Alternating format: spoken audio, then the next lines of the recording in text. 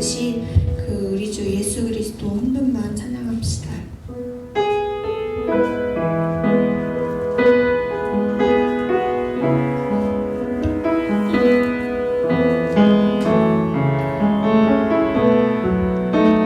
내 모든 것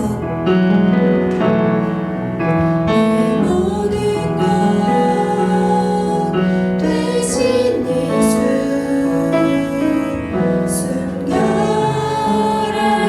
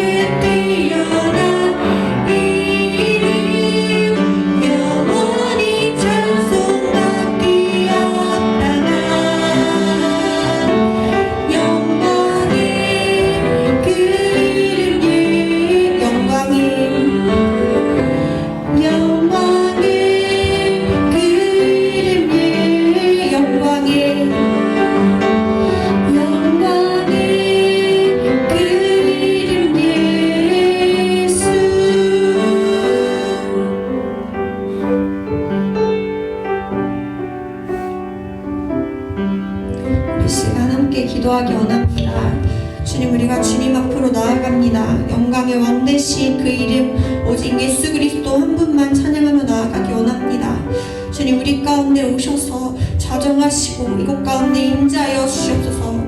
우리를 사랑하셔서 이 땅 가운데 오시고 우리를 위하여 죽으신 그분 앞에 우리의 생명까지도 내어드리는 그런 자들 되기 원합니다. 주님, 우리를 받아주시옵소서. 그렇게 우리 자신 올려드리면서 함께 기도하기 원합니다.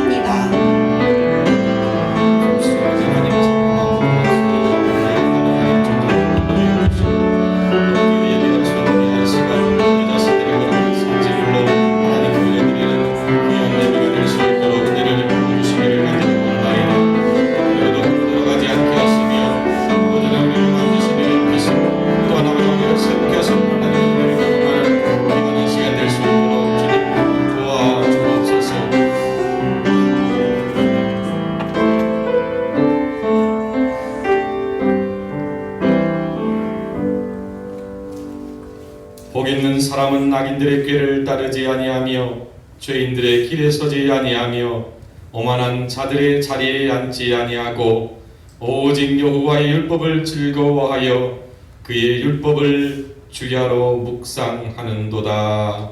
아멘. 참 좋으신 아버지 하나님, 귀한 날 저희들 주님 존재로로 불러내어 주셨사오니 주님 홀로 영광 받아주시고 우리가 복 있는 자의 큰 기쁨을 누리는 귀한 시간 될 수 있도록 도와주옵소서. 예수님의 이름으로 감사 기도하옵나이다. 아멘. 다 같이 일어나셔서 찬송가 1장을 찬양하심으로 하나님께 영광 돌리시겠습니다.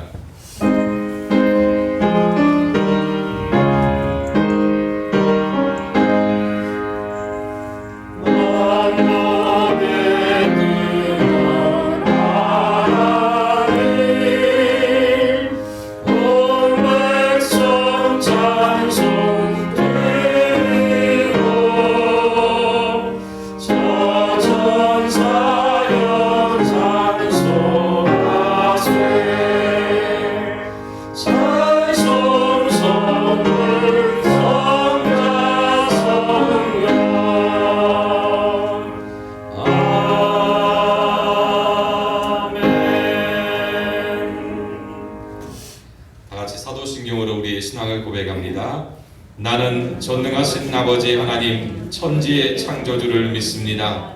나는 그의 유일하신 아들 우리 주 예수 그리스도를 믿습니다.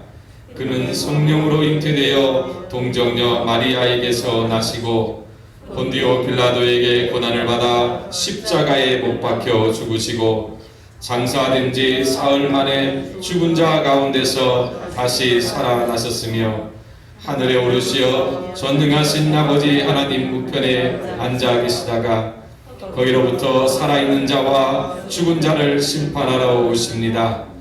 나는 성령을 믿으며 거룩한 공교회와 성도의 교제와 죄를 용서받는 것과 몸의 부활과 영생을 믿습니다. 아멘. 다 같이 앉겠습니다.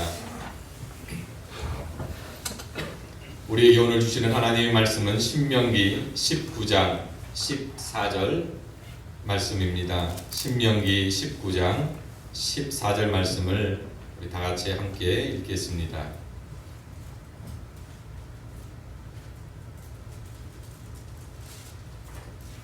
신명기 19장 14절 말씀입니다. 다 찾으신 줄 알고 우리 한 목소리로 천천히 함께 14절 한 구절 말씀을 읽겠습니다.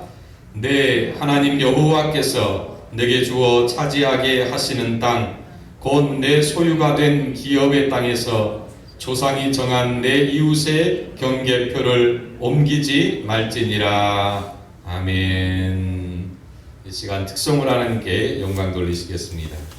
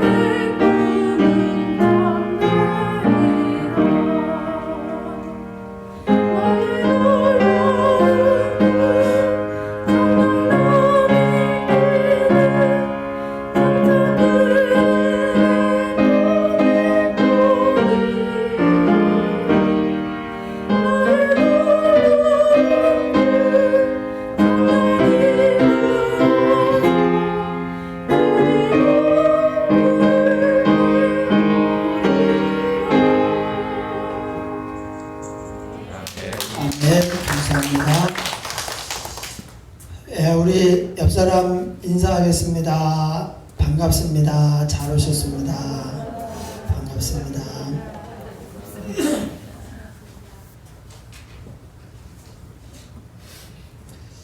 로마서 12장 1절에 그러므로 형제들아 내가 하나님의 모든 자비하심으로 너희를 권하노니 너희 몸을 하나님이 기뻐하시는 거룩한 산제사로 드리라.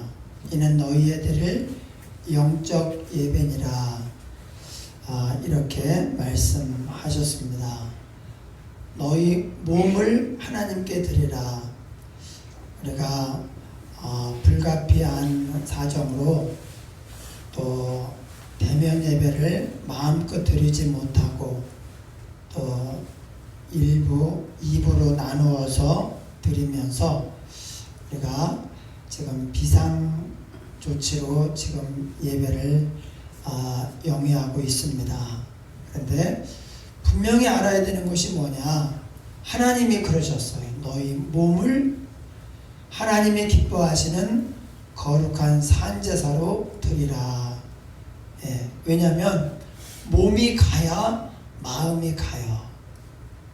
몸이 안 가잖아요. 자꾸 안 가면 나중에 마음도 안 가요. 마음이 중요합니다.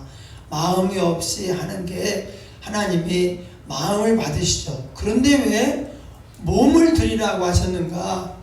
자꾸 몸을 드리면 나중에 마음도 가요. 최선을 다해서 우리가 예배에 힘쓰고 또 대면 예배를 드리는데 우리가 애를 써야 할 줄로 믿습니다. 한번 따라하겠습니다. 욕심은 불행의 전주곡이다. 네, 오늘은 욕심은 불행의 전주곡이다. 이런 제목으로 함께 은혜 받기 원합니다. 하나님께서 우리에게 말씀을 주실 때에 이는 너희의 행복을 위하여 주셨다고 했습니다. 하나님이 그의 자녀인 사랑하는 저와 여러분, 우리의 행복을 위하여 어떻게 하면 좋을까? 어떻게 하면 얘네들이 더 행복하게 잘 살 수 있을까? 그 결과로서, 그 결론으로 말씀을 주신 거예요. 그래서 여러분, 말씀을 사랑해야 됩니다. 말씀을 열심히 읽고 묵상하고 순종해야 됩니다. 왜냐하면 이 말씀을 떠나서는 인생의 행복이라고 하는 게 있을 수가 없어요. 오해하지 마십시오. 착각하면 안 됩니다. 하나님의 말씀을 떠나서 인생은 결코 행복해질 수 없습니다. 그렇게 보이기는 해요. 저 사람 행복하지 않을까? 아닙니다. 속은 비어 있습니다. 오직 하나님과 그의 말씀으로만 우리가 속부터 채워져서 강건해져서 그야말로 행복한 인생이 될 수가 있어요. 그래서 오늘도 하나님이 저와 여러분의 행복을 위하여 주신 말씀인데, 혹시 나는 요즘 행복하지 않다 하면, 나는 요즘 행복하지 않은 것 같아, 그렇다면 오늘 말씀을 붙잡아야 돼요. 네. 오늘 말씀이 바로 그거예요. 욕심은 불행의 전주곡이다. 하나님께서 가나안에 들어갈 이스라엘 백성들에게 이제 거기 들어가면 땅을 받을 터인데, 그때 경계표를 옮기지 말라, 이렇게 주의사항을 말씀해 주셨어요. 이스라엘이 가나안을 정복하면 지파별로 땅을 받습니다. 예를 들면 지파별로 너희는 경기도를 니네 땅으로 해라. 그리고 그 지파 안에 또 족속이 있어요. 족속, 가문이 있습니다. 그래서 어느 족속은 수원시를, 어느 족속은 화성시를 너희 땅으로 해라. 그리고 거기서 또 나눠요. 가족별로 또 나눕니다. 그래서 이제 지파별로, 족속별로, 또 가문, 가족별로 땅을 나누어 받습니다. 그런데 그 당시에 이 땅이 오늘날처럼 지적도가 있어서 정확하게 여기서 여기까지 이렇게 그려져 있는 것이 아닙니다. 측량 기구도 없고 지적도라고 하는 게 없습니다. 어떻게 했느냐? 시내가 흘러가면 이 시내 흘러가는 데서부터 저 산으로 해가지고 저 나무로 해서 여기 우리 땅이야. 그럼 우리는 이 시내부터 나무에서부터 여기 약간의 둔덕이 있는데 거기까지가 우리 땅이야. 이렇게 해서 정확하게 금을 그려놓은 것이 아니고 어디서부터 어디까지가 우리 땅이야. 이렇게 한 거예요. 그러다 보면 어떤 것은 시내 같은 것은 옮길 수 없지만 나무도 옮길 수가 없지만 어떤 경우에는요 큰 바위 하나가 경계 표시가 될 수가 있어요. 그리고 그것을 옮겨버리면 여기서는 한 2, 3m 옮겼는데 그게 금이 그리로 그어지기 때문에 이게 사실은 큰 땅이 옮겨지는 거예요. 그래서 하나님께서 욕심 부리지 말고 경계표를 옮기지 말라. 이 경계표를 옮기는 것은 하나님 앞에 큰 죄예요. 큰 죄. 그냥 땅을 조금 이렇게 하는 것이 아니라 하나님의 명령을 거부하고 이 하나님 주신 기업 그것을 훼손하는 큰 죄예요. 이 땅은 무슨 일이 있어도 지켜야 됩니다. 그리고 이걸 혹시 팔았다가도 희년이 되면 이걸 다시 받는 거예요. 이 땅은 하나님의 백성들이 생명처럼 귀히 여기고 지켰던 땅이에요. 그런데 이 경계표를 옮긴다. 이것은 다른 사람의 물질적인 부분에 이제 손해를 끼치는 것은 물론이고 오히려 이 생명을 훼손하는 것으로 이렇게 생각을 했습니다. 하나님이 경계표를 옮기지 말아라 이렇게 한 거예요. 이것이 오늘날 우리에게 어떤 의미가 있을까요? 이스라엘 백성들이 땅을 다 받아요. 예. 그래서 이스라엘 백성들은 당시에 땅이 없는 사람이 없었어요. 나중에는 이제 잘 운영을 못해가지고 또 급한 돈을 마련하기 위해서 땅을 팔아요. 그럼 땅이 없는 사람이 나타나요. 그런데 언제까지냐? 희년이라고 이제 49년 지나서 50년 만에 한 번씩 돌아오는 희년에는 이 땅을 돌려주게 돼 있어요. 원주인에게 돌려주게 돼 있습니다. 그러니까 이스라엘 백성들은 다 땅이 있어요. 근데 그 땅을 경계표를 옮기면은 이게 내 땅은 많아지지만 그 반대로 상대방의 땅은 작아지겠죠. 그래서 그렇게 하지 말아라 이렇게 말씀하셨는데 이것이 오늘날 우리에게는 어떤 의미가 있는가, 우리에게 어떻게 살라고 하는 것인가, 그것에 대해서 하나님이 말씀하신 것입니다. 우리가 정당하게 내가 열심히 일을 해서 내가 농사를 지어서 내가 사업을 해서 정당하게 번 것은 내 기업입니다. 내 재산이고 내 소유입니다. 그러나 부당한 방법으로 도둑질을 한다든지 강도질을 뺏는다든지 아니면 사기를 쳐서 그것을 내 소유로 했다. 그것은 하나님이 인정하지 않습니다. 정당한 방법으로 우리가 수고하여 일을 해서 그 소득으로 이제 얻은 것은 내 것입니다. 하나님이 인정을 해 주십니다. 그런데 반대로 부당한 방법으로 정의롭지 못하게 뭔가를 우리가 소유를 했다. 그것을 우리가 취했다. 그것은 하나님이 인정하지 않아요.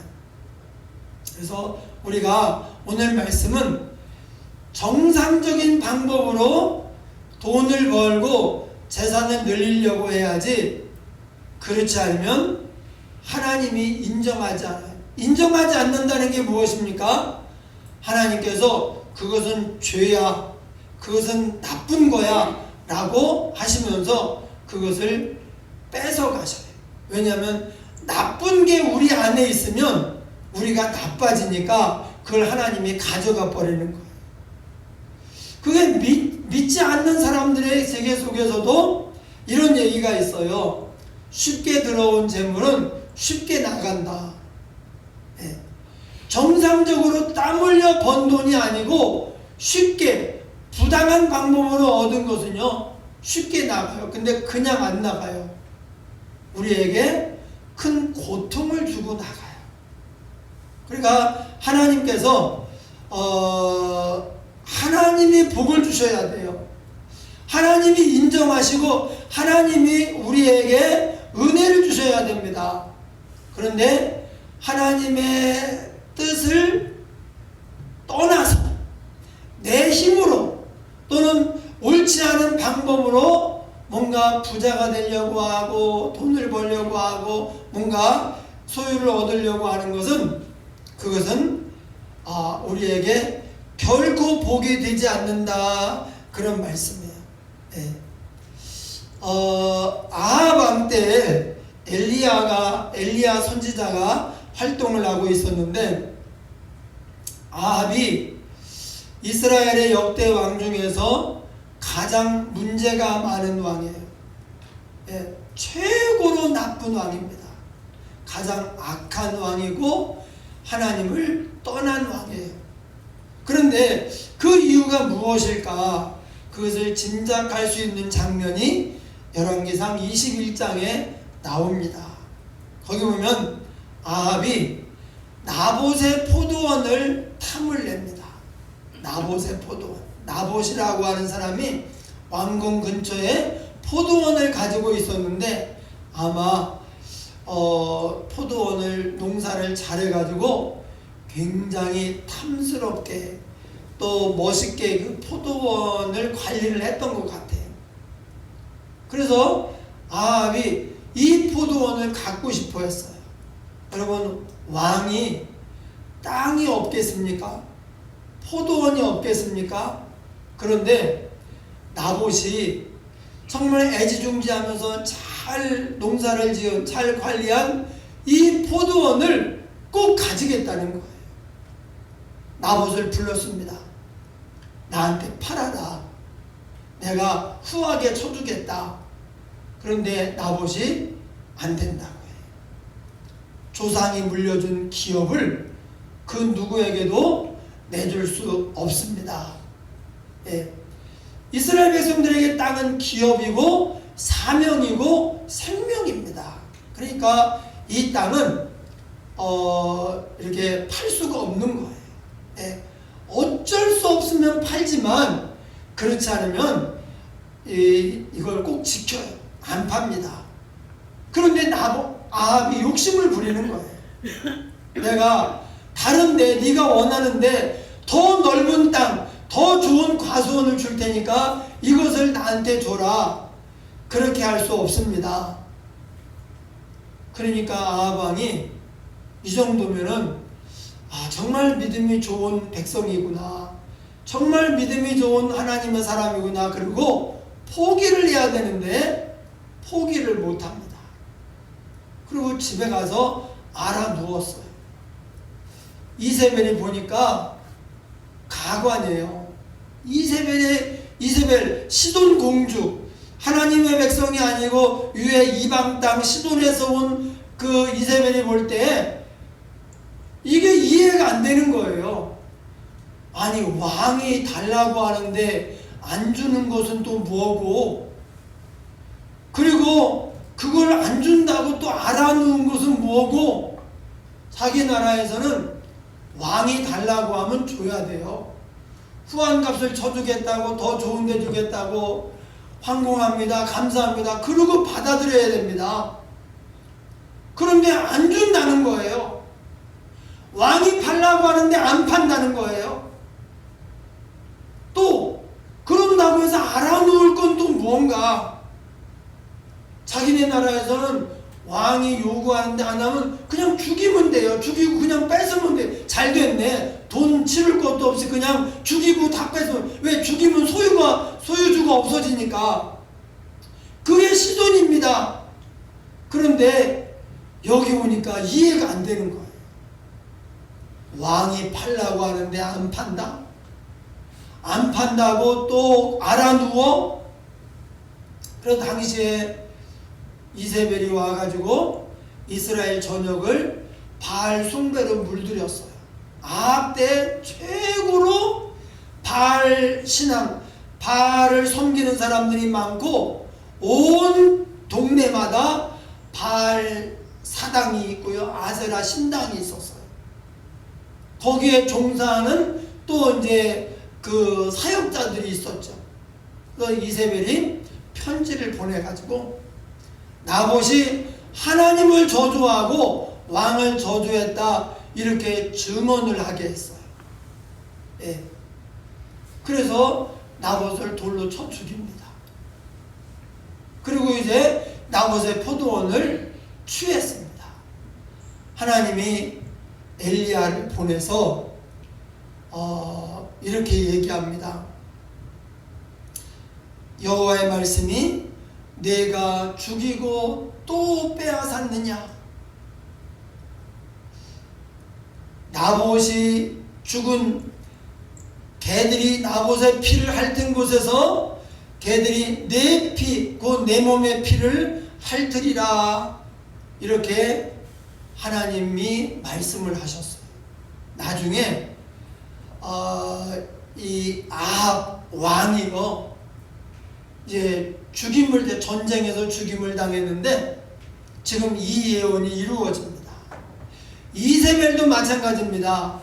죽임을 당했는데 이 예언이 이루어져요.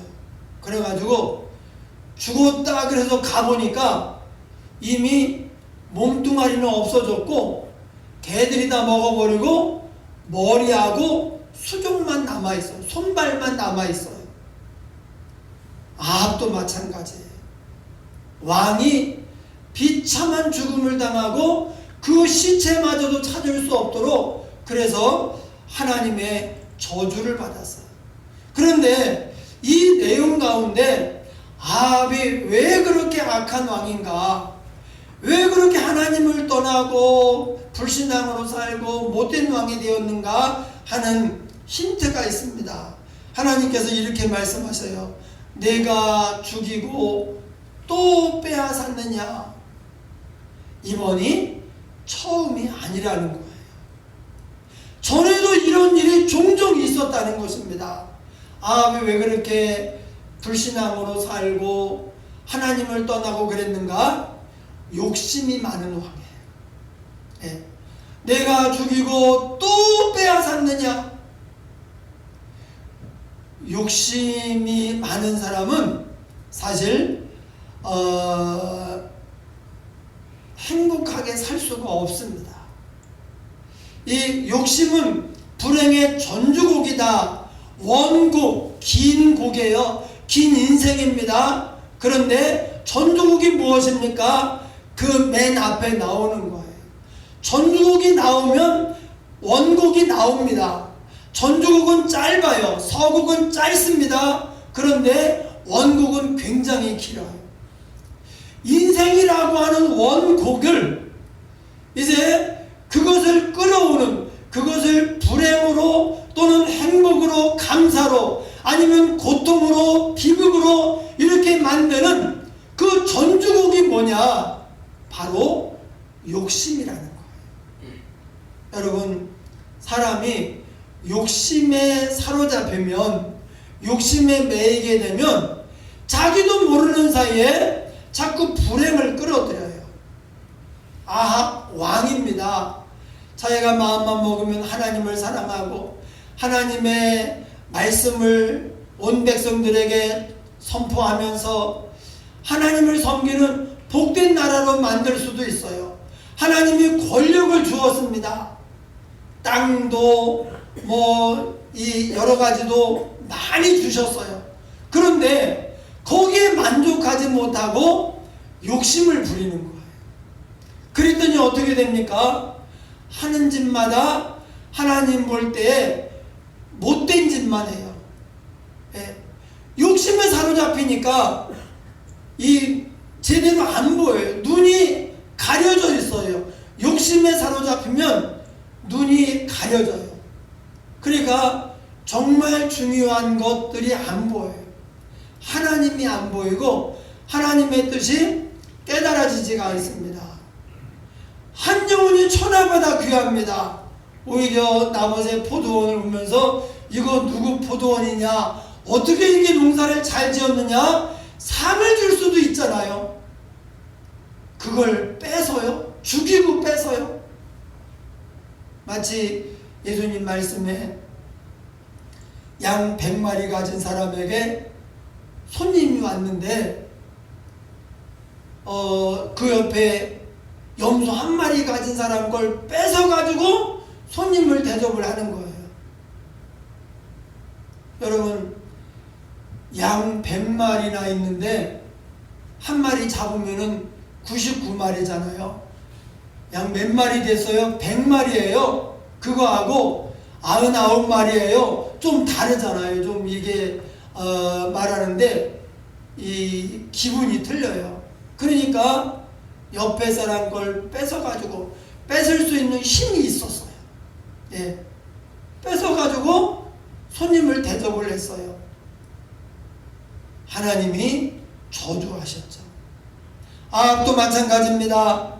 욕심이 이 사람의 눈을 가리우고 욕심이 정말 중요한 것을 다 놓치고 헛된 것을 탐하게 만드는 거예요. 여러분, 우리가 욕심에 사로잡히면 신앙생활을 제대로 할 수 없고 인생도 지혜롭게 살아갈 수가 없습니다. 그리고 하나님이 우리 인생에 행복하기를 바라시는데 욕심에 사로잡혀 사는 사람은 인생이 행복할 수가 없어요. 제가 이제 나이를 그래도 먹을 만큼 먹었잖아요. 마음은 청춘인데 몸은 이제 그렇지 않습니다. 예, 운동을 하는데 어떤 사람이 그러더라고요. 저 머리 하얀 사람한테 줘. 예. 나한테 주라고. 이제 아무래도 이제 나이가 있으니까 어떤 민첩성이나 힘이나 이런 것들이 딸리잖아요. 이제 그렇게 하라는 거예요. 예.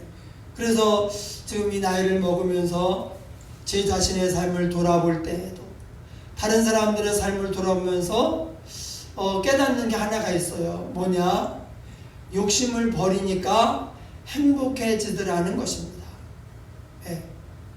여러분, 욕심에 사로잡혀 있으면은 그거밖에 안 보여요. 내가 욕심을 부리는, 내가 중요하게 생각하는 그거밖에 안 보여요. 사실은 진짜 행복은 거기서 오지 않아요. 예, 그냥 잠깐 의시될 수 있고 사람들이 잠깐 아유 좋겠네 그러지만 여러분, 이 세상이 돈 많은 순서대로 행복한 게 아니거든요. 오히려 진짜 행복은 평범한 일상에서 와요. 예, 우리의 일상 속에서 이렇게 가족들과 오손도손 그리고 맛있게 먹고 대화하고 예배 드리고 이걸 만족해하면서 기뻐하며 살아갈 때 거기서 진짜 행복이 오는 거예요. 이 진짜 행복을 다 저버리고 큰 성공을 꿈꾸고 그냥 더 부자 되기를 탐하고 그것만을 향해서 달려가면 행복할 수가 없어요. 네잎클로바가 뜻이 행운입니다. 행운. 네잎클로바를 막 찾으려고. 그래서 이걸 찾으면 행운이 올 것 같아서. 그런데 그거 찾는다고 행운이 오겠어요? 여러분, 행운이 우리를 행복하게 해줍니까? 행운이 그때뿐이에요. 그런데 원래 클로바는 세입이에요. 세입. 네입은 이제 가끔 있는데 드물어요. 근데 세입 클로바의 뜻이 있습니다. 세입 클로바의 뜻은요, 행복입니다. 많은 사람들이 행운을 찾으려고 행복을 짓밟고 다니는 거예요. 행운을 얻으려고 행복을 나몰라라 하는 것입니다. 행복은 우리의 일상 속에 있는 거예요. 안 가진 사람들이 보면 가진 사람들은 그게 행복인 줄을 몰라요. 안 가진 사람들이 보면 진짜 행복해요. 돈이 무슨 소용이 있겠습니까? 명예나 뭐 이런 것들이 무슨 소용이 있겠어요? 진짜 행복은 일상 속에 있어요. 일상. 예. 그래서 제가 이렇게 보면서 예전에 젊을 때에는 그렇게 불평도 많고 그렇게 행복하게 살지 않던 사람인데 나이 들어서 보면 이분이 이제 뭘 깨달았어요. 그렇게 감사하고 행복하게 사는 거예요. 너무 행복하다고, 너무 감사하다고. 이게 뭐가 달라졌나 봤더니 이분이 욕심을 내려놨어요. 나이 들어서 인생에서 진짜 중요한 것은 그런 게 아니구나. 여기가 중요하구나, 여기. 그래서 가족들 소중히 하고 자기가 하는 일 감사하며 이렇게 사는 것, 이게 진짜 행복인데 젊었을 때에는 그게 안 보였던 거예요. 여러분, 제가 알고 있는 몇 교회가 작은 도서관을 해요. 그러면 거기에 이제 아이들 오라고 해가지고 막 이제 그 선생님들에다 교육도 시키고 막 이렇게 하는데 그 도서관에서 독서 지도사로 이렇게 와서 하는 분들이 이제 교사 은퇴하신 분도 있고 뭐 여러 가지 부류의 사람들이 이제 와서 아이들과 함께 놀아주고 책도 읽어주고 질문도 하고 그런다는 거예요.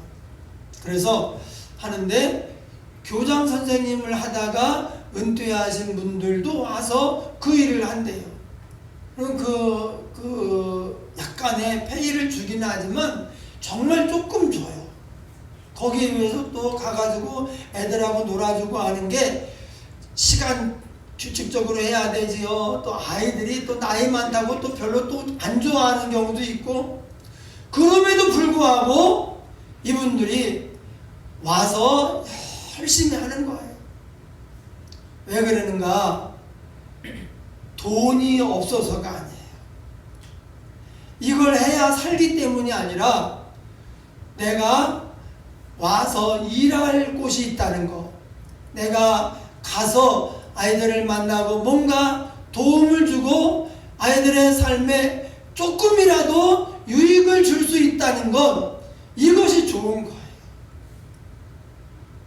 근데 아직도 많은 사람들이 이걸 깨닫지 못하고 그냥 한탕, 행운, 한 방에 어떻게 해보겠다 그러면서 지금 내 삶 속에 있는 소소한 행복들을 다 치워버려요.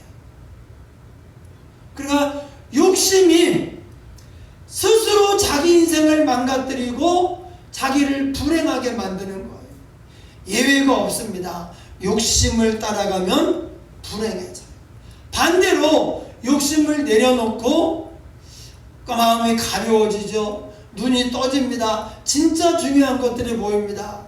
그래서 하나님을 사랑하고 사람들을 사랑하면서 열심히 지금 현재 삶에 충실하잖아요. 그럼 그때 진짜 행복해져요. 다 감사하고 기쁘고 다 고맙고 주위 사람들이 그렇게 고마워요. 그리고 자기가 잘못한 것도 생각이 나요. 그래서 그것도 이제 미안하다 그러고. 예. 오늘 제 칼럼이 후회 없는 삶이에요. 후회 없는 삶. 이 세상에 후회 없이 사는 사람은 하나도 없습니다. 지금 또 그 당시에는 가장 지혜롭게 최선을 다해서 좋은 선택을 했다고 할지라도 나중에 보면 그렇지 않은 경우도 있어요.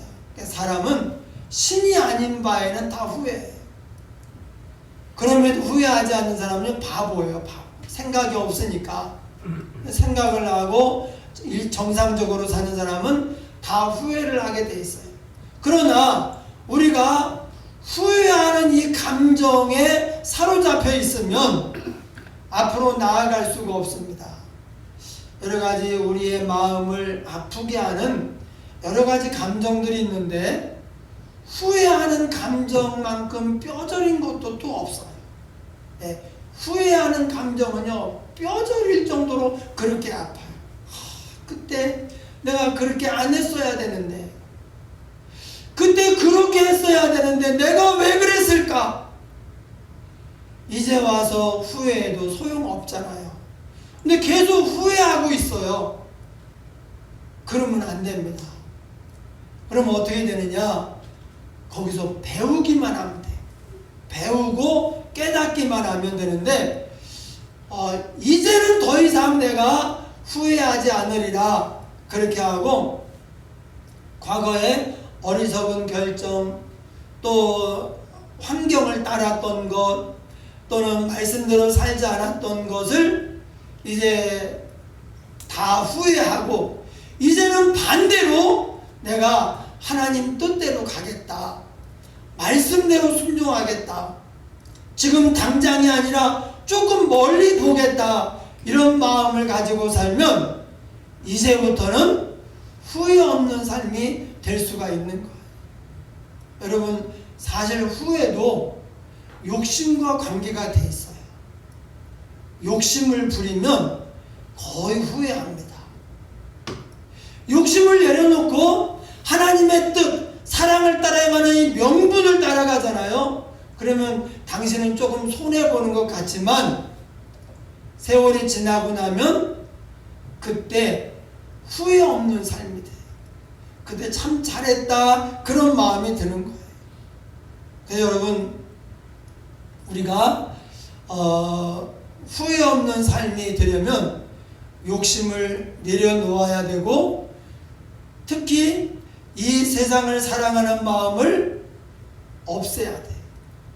요한일서 2장 15절 16절, 이 세상이나 세상에 있는 것들을 사랑치 말라.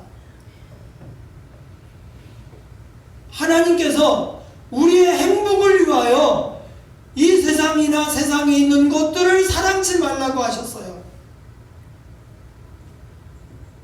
예. 하나님이 뭐 이걸 우리가 그렇게 하면 득을 보는 게 아닙니다. 우리의 행복을 위하여 그렇게 말씀하셨어요. 네, 세상이나 세상에 있는 것들을 사랑하잖아요. 그러면 그 사랑하는 것이 내 삶의 목적이 됩니다. 그럼 나머지는 다 수단이 돼버려요. 그러니까 가족이 중요하잖아요. 그런데 물질 욕심에 사로잡힌 사람은 가족도 그 다음에 나중에 잘 살려면 이렇게 해야 돼, 가족을 희생을 시키는데 너무 큰 상처를 줘요. 친구가 얼마나 중요합니까? 그런데 물질이 아니면 자기의 사사로운 욕심이 더 중요한 사람은 친구도 없어요. 나중에 어떻게 하려고? 그러니까 우리가 세상이나 세상에 있는 것들을 사랑치 말아야 돼. 즉 정당하지 못한 방법으로 우리가 부자가 되겠다, 돈을 많이 벌겠다, 성공하겠다, 그런 생각을 다 내려놓아야 돼요. 예. 어제 어느 분하고 전화하면서 이분의 지인이 이제 어떤 큰 어려움을 당했어요. 사정이 있어서 다른 사람의 이름으로 이렇게 이제 소유권을 다른 사람 이름으로 이렇게 했는데, 그 사람이 그거를 자기 이름으로 돼 있으니까 법적으로는 하자가 없잖아요. 자기가 팔아가지고 날라버린 거예요. 그래서 그 때문에 지금 너무 큰 고통을 받고 있다고, 이분하고 이제 좀 이게 돈 문제가 있는데 그게 자기도 지금 상당히 손해를 많이 봤다고 이런 얘기를 하시더라고요. 여러분, 내가 할 수 있다고 해서, 아무도 안 본다고 해서 부정한 방법으로, 정당하지 못한 방법으로 내 소유를 삼으려고 하면 안 됩니다. 그건 복이 아닙니다. 그것은 반드시 나가게 돼 있어요. 나가는데 나를 고통스럽게 하고 나가요. 나를 많이 아프게 하고 나가요. 그렇게 하면 행복할 줄 알고 그렇게 했거든요. 그런데 행복하기는커녕 정말 소중한 것들을 잃어버려요. 예. 정말 소중한 것은 우리 옆에 있어요. 예. 오늘 그 칼럼에도 있지만 우리가 완전하지는 않지만 이만큼 건강한 것도 이게 달란트예요. 감사할 일입니다. 우리가 넘치지는 않아도 이만큼 물질이 있는 것도, 이것도 감사한 거예요. 사람들이 우러러보는 직장은 아니라도 내가 일할 곳이 있다는 것, 이거 얼마나 감사한 일인지 몰라요. 지금 현재 직장은 그냥 불평하고, 지금 현재 주위에 있는 사람들은 소중한 줄 모르고, 지금 가지고 있는 것은 그냥 하찮게 보이고, 그리고 없는 행운만 쫓아가면서 그렇게 산다면 어떻게 행복하겠어요? 여러분, 욕심을 부려가지고 행복하겠습니까? 어리석은 인생이 될 뿐입니다. 내려놔야 돼요. 욕심 내려놔야 돼요. 좀 가벼워져야 돼요. 무거워진다는 것은 좋을 게 하나도 없어요. 예. 마음도 가벼워지고, 예. 몸도 가벼워지고. 욕심은요, 너무 무겁게 만들어요. 예. 그래서 욕심에 빠진 사람은 약간의 어려움이 있잖아요. 그 늪에서 못해 나와요. 가벼운 사람은 끝도 없어요. 그냥 간단하게 그냥 헤치고 나와요. 그런데 욕심에 사로잡혀 있는 사람은 무슨 문제를 딱 만나면요, 못 헤어져요. 절망, 포기, 이게 욕심이 가득한 사람이에요.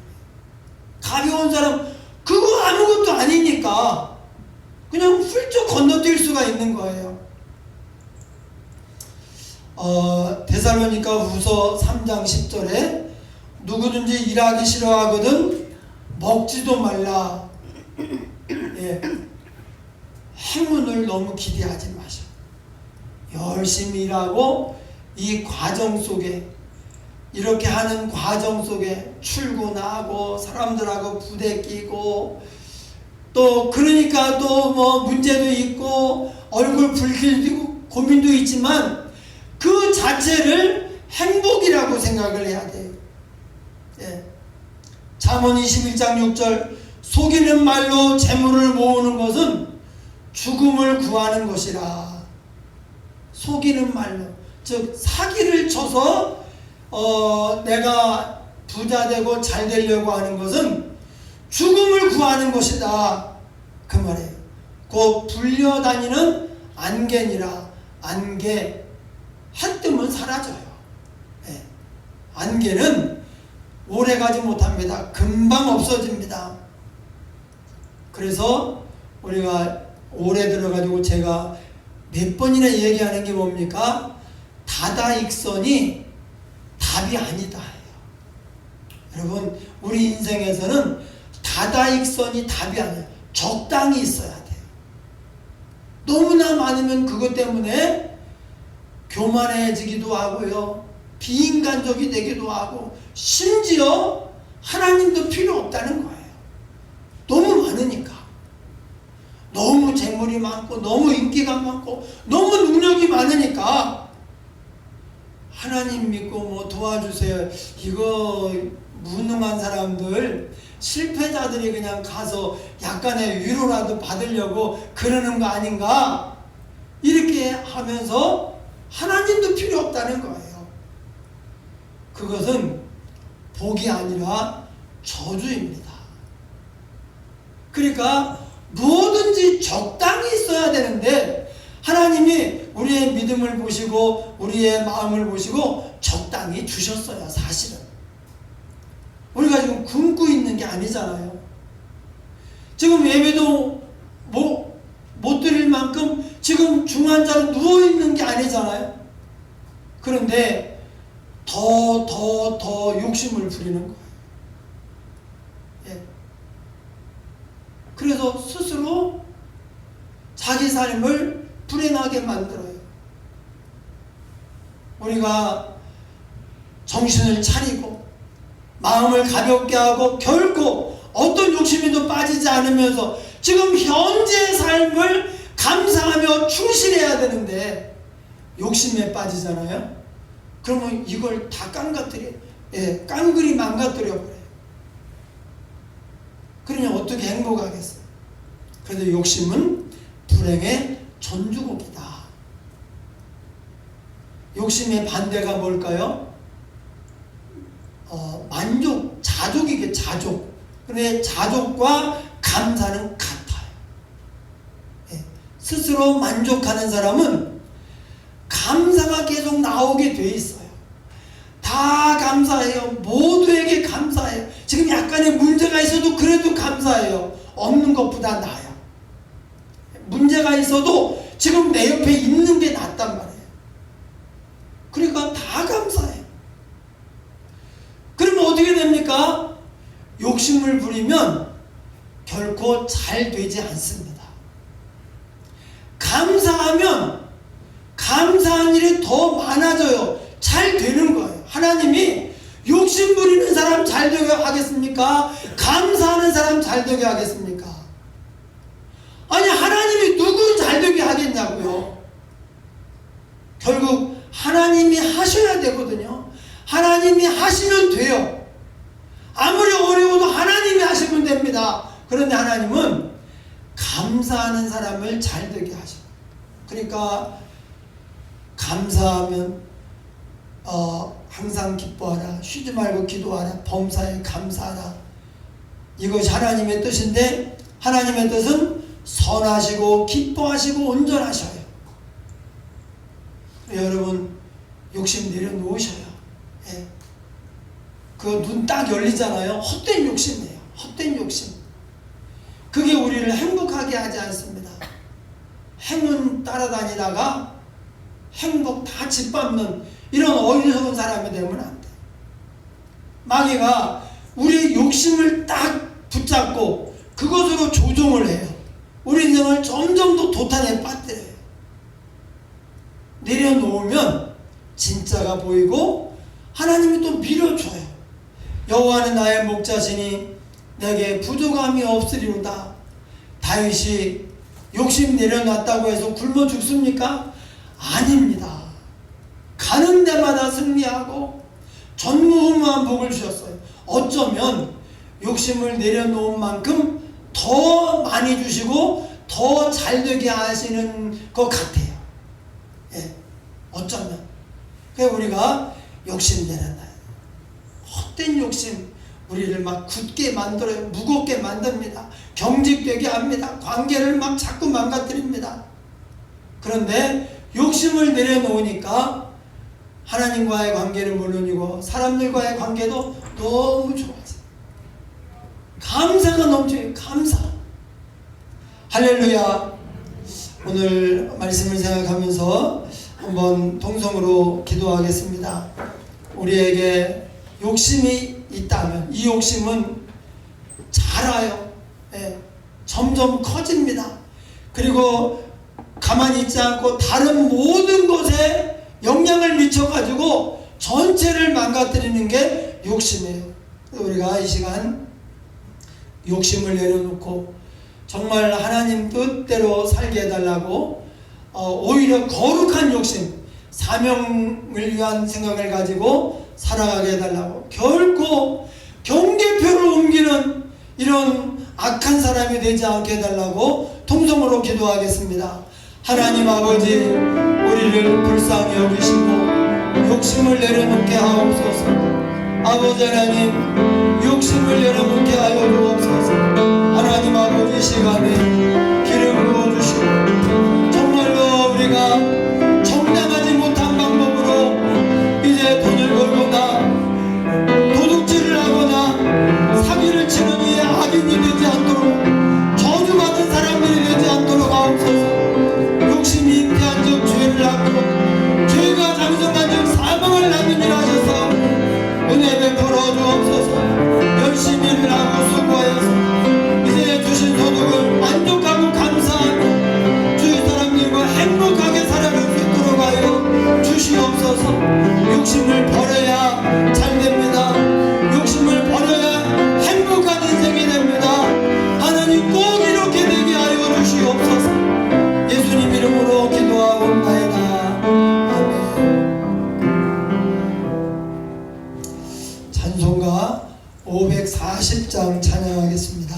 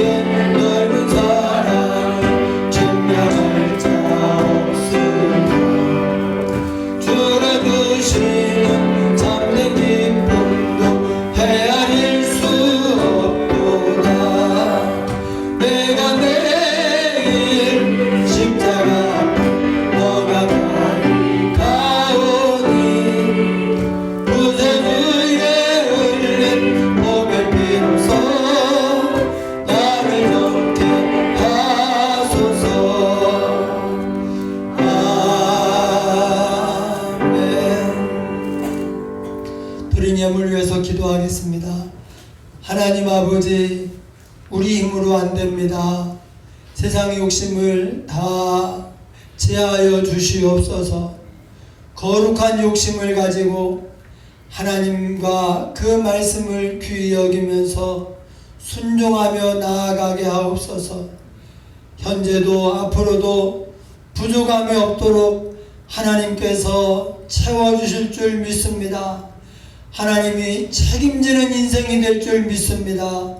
우리에게 큰 믿음 주셔서 믿음으로 승리하게 하시고 세상에 쫓겨다니는 사람이 아니라 끌려다니는 사람이 아니라 세상을 정복하고 다스리게 하옵소서.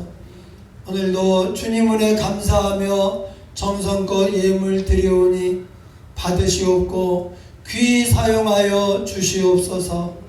하나님 아버지께서 가정, 직장, 사업장, 자녀들에게 복의 복을 더하셔서 부족함이 없게 하시고 형통하며 승리케 하여 주옵소서. 백배로 축복하여 주옵소서. 예수님 이름으로 기도합니다. 아멘.